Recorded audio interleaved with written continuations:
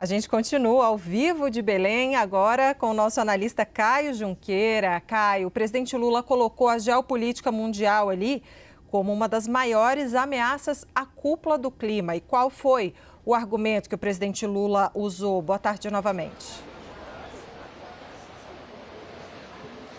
Vamos lá, Débora. Boa tarde a todos. Um discurso muito carregado ali dessa ordem internacional em desordem, na verdade, Débora. Por quê? A frase, para mim, a frase símbolo, a frase principal é a forma como o presidente Lula trata esse clima de desconfiança mútua e de insegurança entre os países, na falta de confiança entre os países por razões diversas. Tem uma guerra comercial sendo liderada pelos Estados Unidos, tem uma guerra em solo europeu, a guerra da Ucrânia, colocando também um regime de desconfiança da Rússia com o Ocidente, com os países europeus, ou seja, tem um clima de dúvida e de falta de confiança entre as lideranças mundiais, e isso acaba impactando as negociações climáticas aqui. Não apenas porque os países não confiam de que as promessas dos outros países serão cumpridas, haja vista a forma como as NDCs, que são as metas de redução de emissões, estão abaixo do esperado, mas principalmente porque todo esse clima internacional acaba dificultando as negociações internas. Por exemplo, Estados Unidos sabemos que não está aqui. A gente acha que esse discurso do Lula foi só um recado para Donald Trump. Na verdade, uma constatação da realidade de que está difícil negociar no mundo de hoje.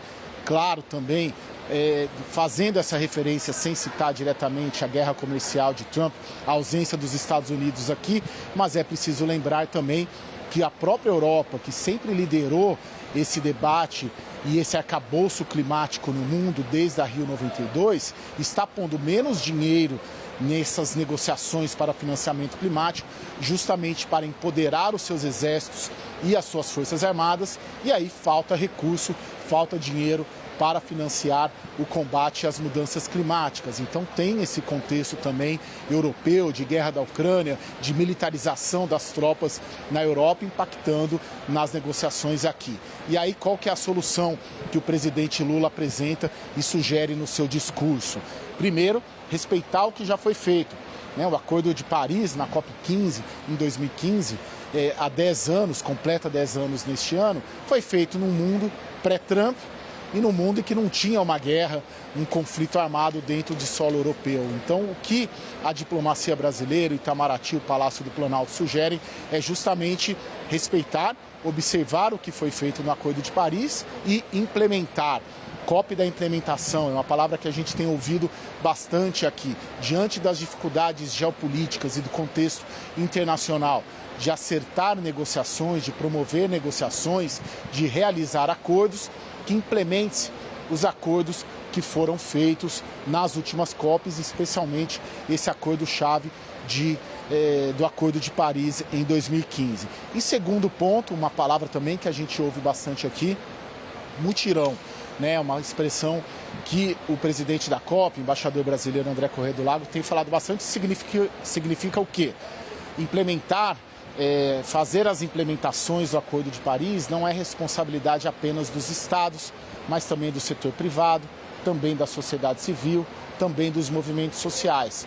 Então, juntando-se todo esse mutirão de agentes, de players, para implementar o que já foi acordado, quando era possível ter algum tipo de acordo no mundo em que não havia nem Donald Trump, não havia guerra na Europa, e era um mundo, em 2015, em que os países confiavam mais uns nos outros do que hoje. Essa é a grande dificuldade hoje para essa COP conseguir obter os resultados. Débora, é uma desordem nesse contexto geopolítico internacional. 10 anos depois, mas parece que faz um século, com tanto de mudança que aconteceu na geopolítica, no mapa mundial. Caio, quero aproveitar a tua presença para saber um pouco do esquema de segurança, porque hoje é dia de cúpula, líderes do mundo inteiro estão em Belém. O que você observou dessa movimentação? Bom, vamos lá, Débora. Esse tema, enfim, a gente já vem acompanhando, eu venho me dedicando pessoalmente aí nessa cobertura da COP a esse assunto, conversando com as forças de segurança do Estado, com as Forças Armadas, Ministério da Defesa. É claro que aquela mega operação, vocês estavam noticiando, ainda tendo rescaldo, dominando a política nacional, a mega operação do Rio de Janeiro teve um impacto, levantou ali uma cautela a mais, né? A gente sabe que na mega operação do Rio de Janeiro tiveram, acho que 14, 15, 16 criminosos do Comando Vermelho que foram mortos ali naquele confronto com a polícia. E aí, nos dias que se sucederam, Débora, a esse confronto no Rio de Janeiro, a segurança pública aqui reforçou o policiamento nos bairros de Belém e da região metropolitana de Belém, em que esses criminosos que foram mortos atuavam, né? Ou seja, na prática, para sintetizar, os bairros comandados pelo Comando Vermelho em Belém e na região metropolitana de Belém tiveram um reforço de policiamento depois da operação por um medo de retaliação. Mas no decorrer dos dias foi sendo observado que não havia um risco de retaliação como se imaginou que se tivesse. Então, até agora, estamos na quinta-feira à tarde, o controle da segurança está muito presente, né? A gente vê muitos militares nas ruas, polícias militares também nas ruas, e quando a gente conversa com os generais, com quem está no comando da GLO, eles dizem que não vêem risco de grandes atos violentos aqui em Belém durante a COP.